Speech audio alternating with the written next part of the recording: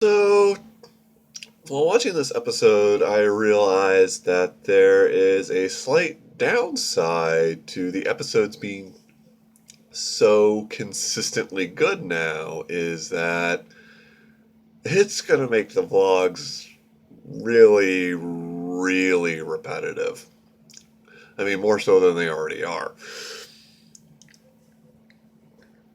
But yeah, this was another really solid episode. The thing I really clicked with me as I was watching it. The pacing has improved to the point where all these secondary characters are getting screen time. This was a Martian Manhunter story and a Mon-El story, but it still felt like Supergirl's show. She still did enough. It still felt like her show. And, while she, thinking about it now, she might not have had the majority of the storytelling time.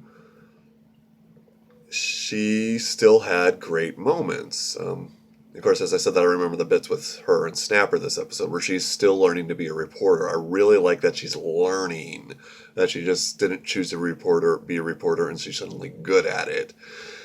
That, Snapper is mentioning all these, what are probably too obvious, what are things that are probably obvious to him that, well, would it be obvious to a non-reporter? I mean, I was like, yeah, as he's making that list about sources and whatnot earlier, I was like, oh yeah, she should have those things, shouldn't she? And again, just it's great to see a dorkable Kara again. I don't think we've had that in a while.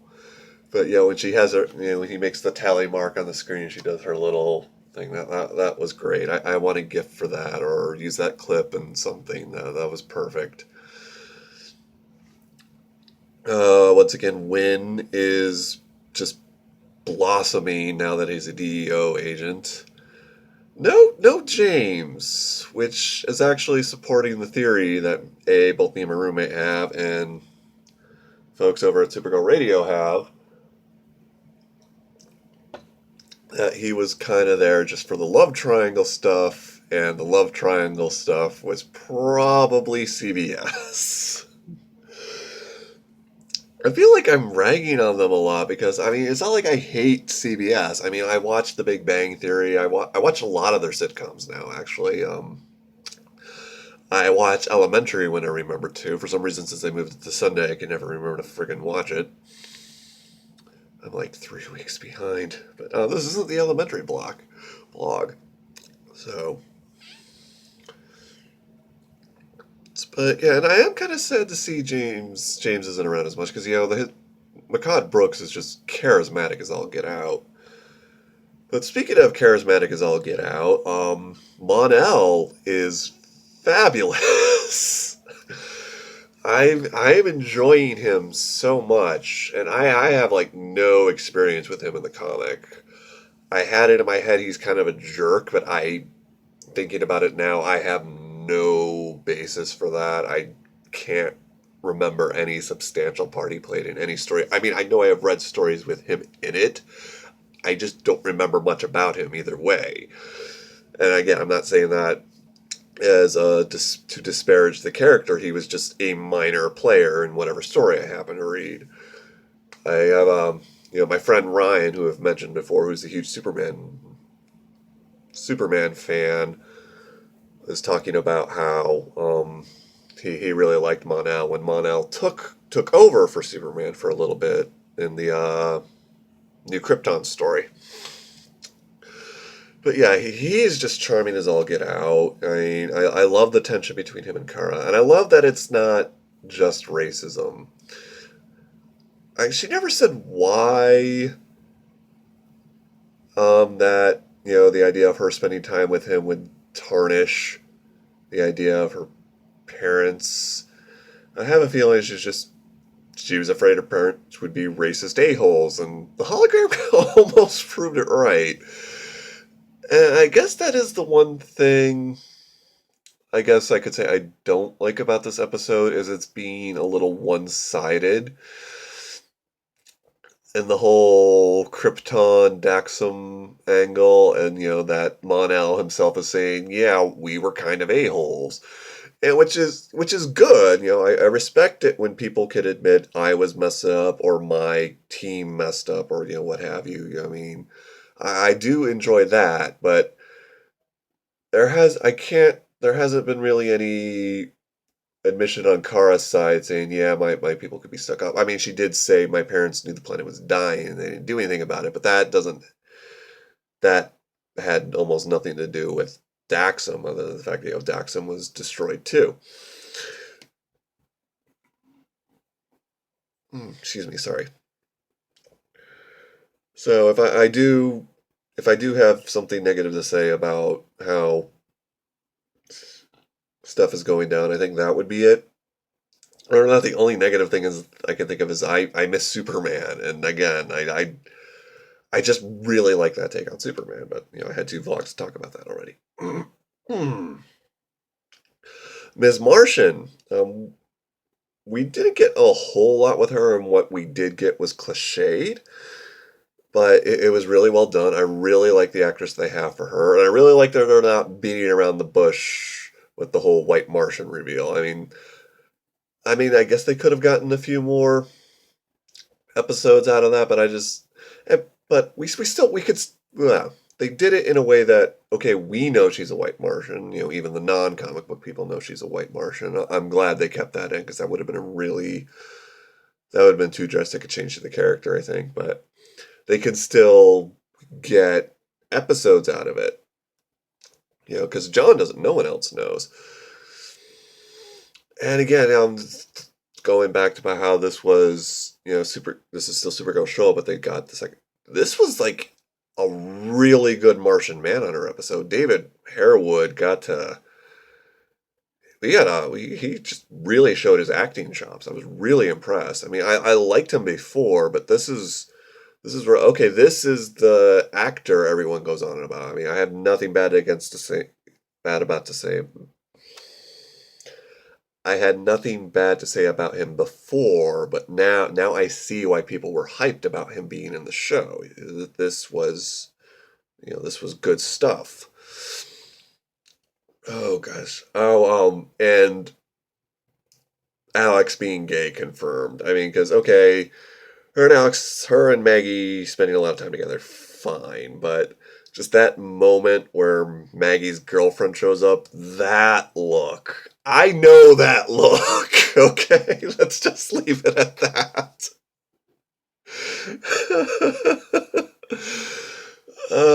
So yeah, but I love how they're not making a big deal out of it. It's like, yeah, Alex is gay.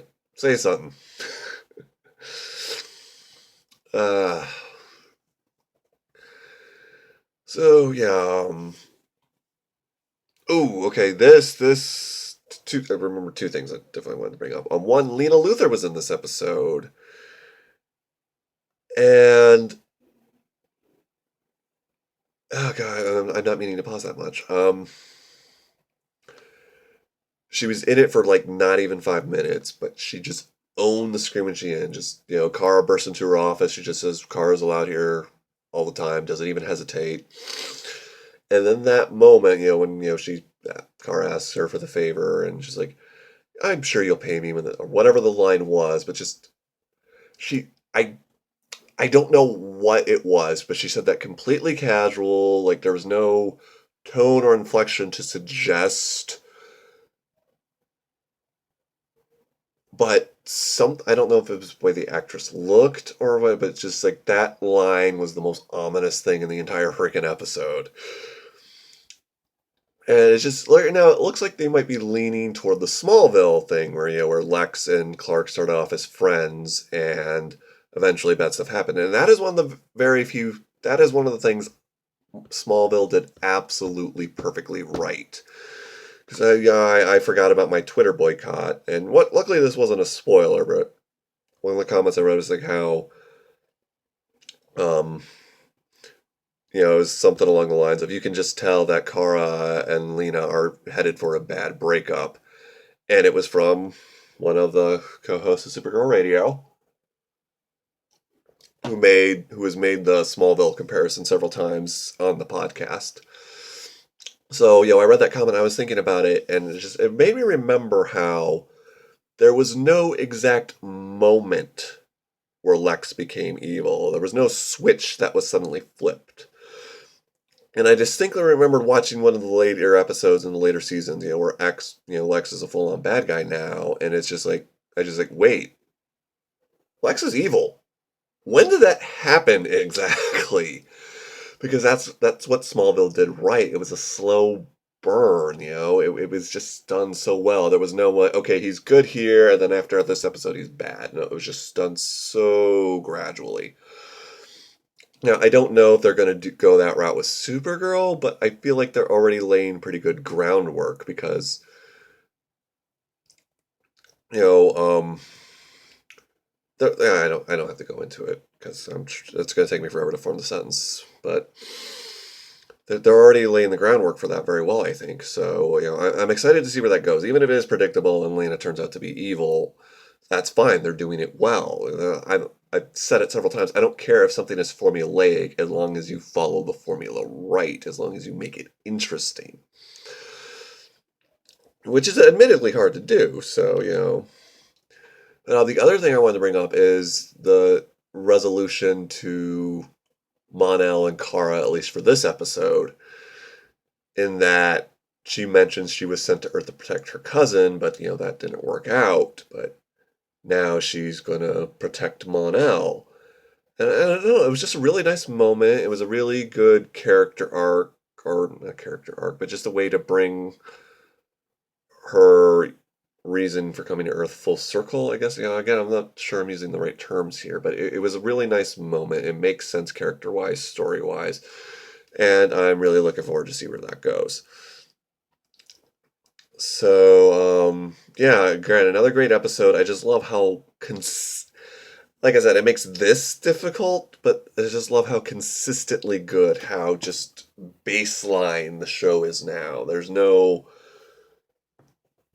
or at least not as much awkwardness. It's not jarring. It's not like, okay, here's Catco just long enough to remind you that Catco exists. Bye. There's reasons why we go to Catco now.